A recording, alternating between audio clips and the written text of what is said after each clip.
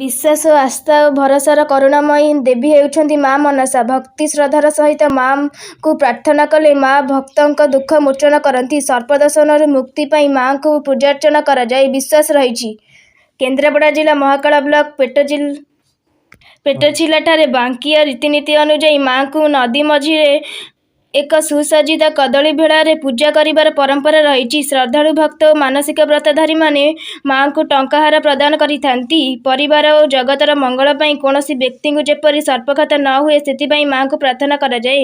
ମାନସିକ ବ୍ରତଧାରୀମାନେ ମାଙ୍କୁ ପ୍ରାର୍ଥନା କରାଯାଏ। ମାନସିକ ବ୍ରତଧାରୀମାନେ ମା ମନସାଙ୍କ ନିକଟରେ ବତାସା ଭୋଗ ଅର୍ପଣ କରିଥାନ୍ତି। ମାଙ୍କୁ ଅର୍ପଣ କରାଯାଇଥିବା ସମସ୍ତ ଦ୍ରବ୍ୟ ମାଙ୍କ ସହିତ ନଦୀରେ ଭସାଇ ଦିଆଯାଏ। ମାଙ୍କ ଆଶୀଷ ଭିକ୍ଷା ପାଇଁ ଜିଲ୍ଲା ତଥା ଜିଲ୍ଲାର ବାହାରୁ ଲୋକଙ୍କ ଭିଡ଼ ପରିଲକ୍ଷିତ ହୋଇଥାଏ। କେନ୍ଦ୍ରାପଡ଼ାରୁ ଚନ୍ଦ୍ରକାନ୍ତ ପରିଡ଼ାଙ୍କ ରିପୋର୍ଟ, ବର୍ଣ୍ଣନା ଟିଭି।